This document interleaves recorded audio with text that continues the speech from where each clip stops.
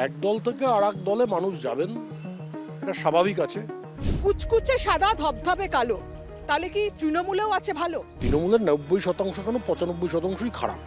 সেই গরুচোর বালিচোরকেই তো প্রার্থী করছে বিজেপি। বিজেপি তো দরজা খোলেনি। বিজেপিতে কি আর যোগ্য প্রার্থী ছিল না? তৃণমূলের লোকেদেরই প্রার্থী করতে হলো। শ্যামাপ্রসাদ মুখার্জি নেহেরু মন্ত্রিসভার সদস্য ছিলেন। বৃহস্পতিবারই তৃণমূল কংগ্রেসের প্রাক্তন 3 সাংসদ বিজেপিতে যোগ দিয়েছেন। তাদের মধ্যে রয়েছেন সুখেন্দু শেখর রায়, সুস্মিতা দেব এবং প্রকাশচিক বড়াইক। শুধু তারা যোগ দেননি, যোগ দিয়েই তারা বিজেপির রাজ্যসভার প্রার্থী হয়েছে। সোশ্যাল মিডিয়ায় প্রচুর বিজেপির কর্মী সমর্থক তারা ক্ষোভ উগরে দিচ্ছেন। হঠাৎ করেই তৃণমূল কংগ্রেসের এই 3 সাংসদকে কেন প্রার্থী করলো বিজেপি? এর পেছনে কি কারণ রয়েছে? এ বিষয়ে আমরা কথা বলবো। আমার সঙ্গে রয়েছেন বিজেপির বর্ষিয়ান নেতা সায়ন্তন বসু। আপনাদের দলের রাজ্য সভাপতির একটা কথা কোট করেই বলছি যে কুচকুচে সাদা ধবধবে কালো, তাহলে কি তৃণমূলেও আছে ভালো? দেখুন, তৃণমূল কংগ্রেসে কেউ ভালো থাকতে পারেন, খারাপ থাকতে পারেন। রাজনৈতিক দলটা খারাপ। ব্রিটিশরা যখন ভারত শাসন করত তখন লর্ড ক্লাইভ ওয়ারেন হেস্টিংসের মতো যেমন গভর্নর জেনারেলরা ছিলেন, আবার একই সঙ্গে লর্ড বেন্টিংয়ের মতো গভর্নর জেনারেলরা ছিলেন। বেন্টিংকে আমরা সম্মান করেছি, ক্লাইভকে তো করিনি, ওয়ারেন হেস্টিংসকে তো করিনি। ভালো খারাপ মিশিয়েই সব দল হয়, কিন্তু তৃণমূলে তো একটাই পোস্ট, বাকি সব ল্যাম্প পোস্ট ছিল। ওখানে কালীঘাট যা বলতো তাই হতো। কাজেই আজকে প্রশ্ন করাটা অযৌক্তিক যে তৃণমূলে সব ভালো কিনা খারাপ, কারণ তৃণমূল দলটাই আর নেই। মুঘল সাম্রাজ্যে সব ভালো ছিল না খারাপ ছিল সেটা নিয়ে এখন আর আলোচনা করে লাভ নেই। বাস্তবিক রূপে যে দলটা নেই, কার্যক্ষেত্রে নেই, তার সম্পর্কে আর আলোচনা করে কিছু হবে বলে, কোনো লাভ হবে বলে আমার মনে হয় না। বিধানসভা ভোটের ফল প্রকাশের পরে শ্রমিক ভট্টাচার্য বলেছিলেন যে বিজেপির তৃণমূলীকরণ হতে দেবে না, কিন্তু কালকেই দেখলাম তার হাত ধরেই 3 জন বিজেপিতে জয়েন করলেন এবং শুধু তাই নয়, বিজেপি তাদেরকে রাজ্যসভায় প্রার্থী করলো। নিচু স্তরে, নিচু তলার কর্মীদের মধ্যে কি একটা অন্যরকম বার্তা গেল না?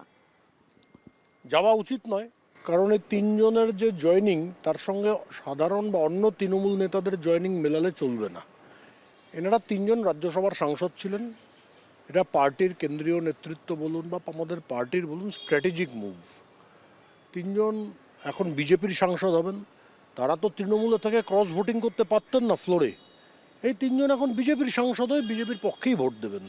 এতে আমি কোনো দোষের কিছু দেখছি না। বাস্তবটা বুঝতে হবে। এদের আর বোধহয় সম্ভবত 2 বছর আছে রাজ্যসভার টার্ম, বা 3 বছর আছে রাজ্যসভার টার্ম। এই 3 বছর তারা বিজেপির পক্ষে ভোট দেবেন। রাজ্যসভায় তৃণমূলের 3টে ভোট, যেটা বিজেপির পক্ষে আসা উচিত ছিল, এসছে।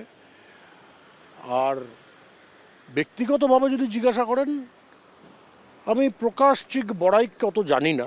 সুখেন্দুবাবুর সঙ্গে আমার পুরনো পরিচয়। ওনার বিরুদ্ধে তো কোনো দুর্নীতির অভিযোগ সত্যিই নেই, পণ্ডিত মানুষ।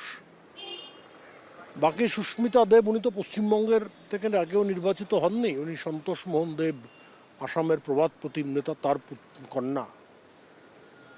ব্যক্তিগতভাবে আমি তো এদের সম্পর্কে খারাপ কিছু কখনো শুনিনি। দাদা, যেহেতু আপনি একদম পুরনো বিজেপি কর্মী বলা যেতে পারে, আপনি বিজেপির খুব দুঃসময় দলটা করেছেন, সেই কারণেই আপনার কাছে এই প্রশ্ন যে বিজেপিতে কি আর যোগ্য প্রার্থী ছিল না? তৃণমূলের লোকেদেরই প্রার্থী করতে হলো, এই প্রশ্ন তো উঠছে। আরও যোগ্য লোকদের আরও ভালো জায়গা দেওয়া হবে। রাজ্যসভাটাই চূড়ান্ত জায়গা এমন তো নয়।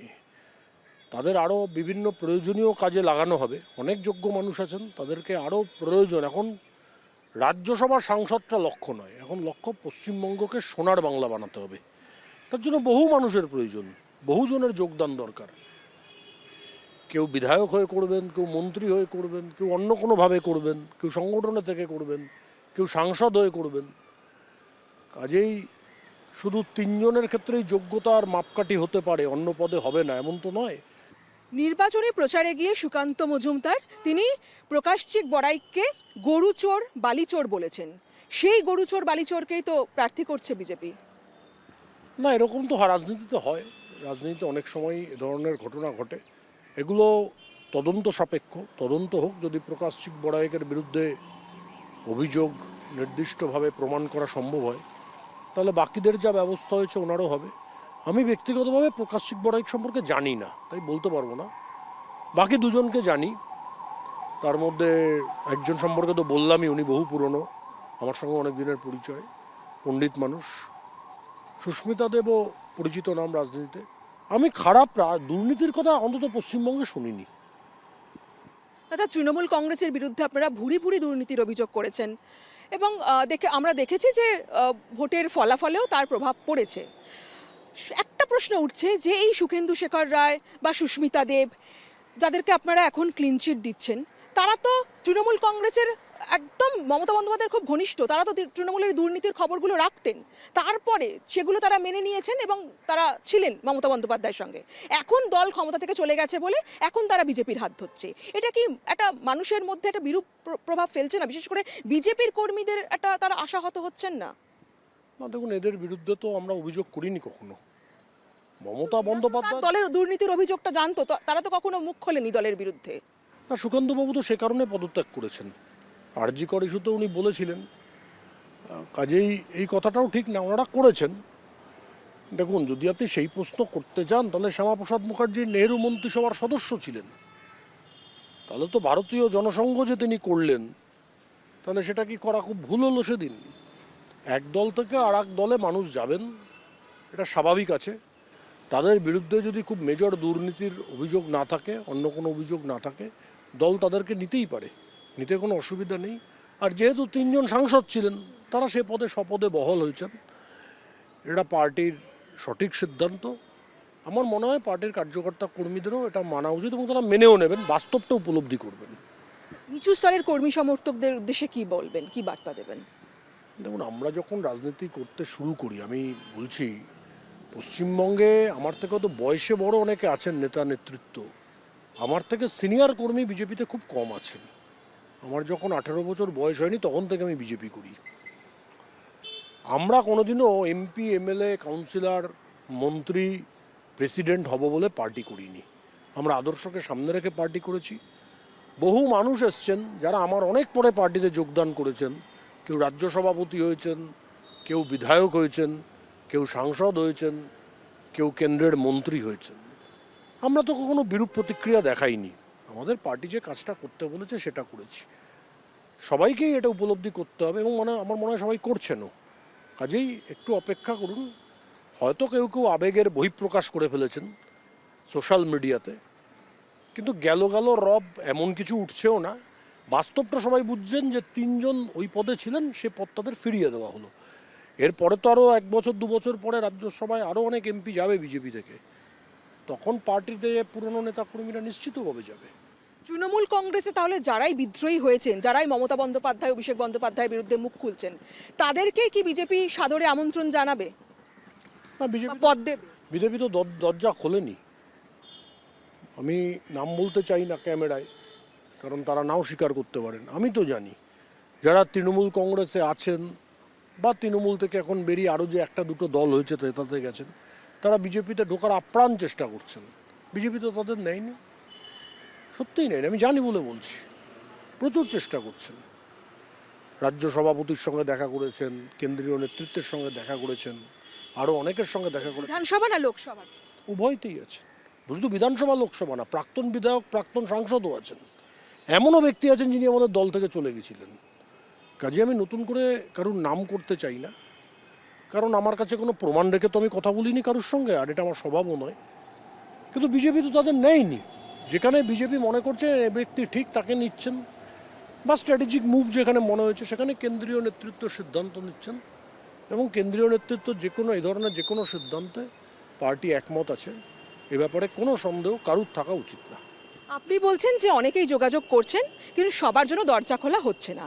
এই অন্যদের সঙ্গে এই তিনজনের ফারাকটা কোথায়? দুটো ফান্ডামেন্টাল ডিফারেন্স আছে। একটা হচ্ছে ব্যক্তিগতভাবে এদের বিরুদ্ধে অভিযোগ নেই, আর দ্বিতীয় হচ্ছে এনারা রাজ্যসভার সাংসদ থেকে পদত্যাগ করেছেন তৃণমূলের দুর্নীতির বিরুদ্ধে বলে। তৃণমূলের দুর্নীতির বিরুদ্ধে মানুষের কাছে এসে তার প্রতিবাদ স্বরূপ পদত্যাগ করেছেন। এইটাই কারণ। এই দুটো ফান্ডামেন্টাল ডিফারেন্স অন্যদের ক্ষেত্রে হয়তো প্রযোজ্য হয় নেই, তার জন্য তাদেরকে দল নিয়েছে বলে আমি মনে করি। এই তিনজনের পর আর কোনো এরকম ভালো তৃণমূলকে দেখা যাবে বিজেপির অফিসে? দেখুন, ভালো খারাপের প্রশ্ন নয়, প্রশ্ন হচ্ছে যে পার্টিতে কারোর প্রয়োজন আছে কিনা। তৃণমূলের 90% কেন 95%ই খারাপ, তার জন্য আমি আর ভালো খারাপের শ্রেণীভেদ করতে চাই না। এই তিনজন যে ইস্যুতে পদত্যাগ করেছেন সেই ইস্যুটা দরকার, ইস্যুতে পদত্যাগ যারা করবেন তাদেরকে আমরা দলে নিয়েছি। বাকিরা যদি একই ইস্যুতে পদত্যাগ করেন তখন পার্টি নিশ্চয়ই ভেবে দেখবে। আজকে তো সেরকম কেউ করছেন না, কাজেই এখন ভেবে দেখার সময় নেই। কিন্তু আমি এটুকু বলতে চাই, আপনারা ভালো বলবেন না খারাপ বলবেন আমি জানি না, তাদের এই তিনটে কেস এক্সেপশন ছিল।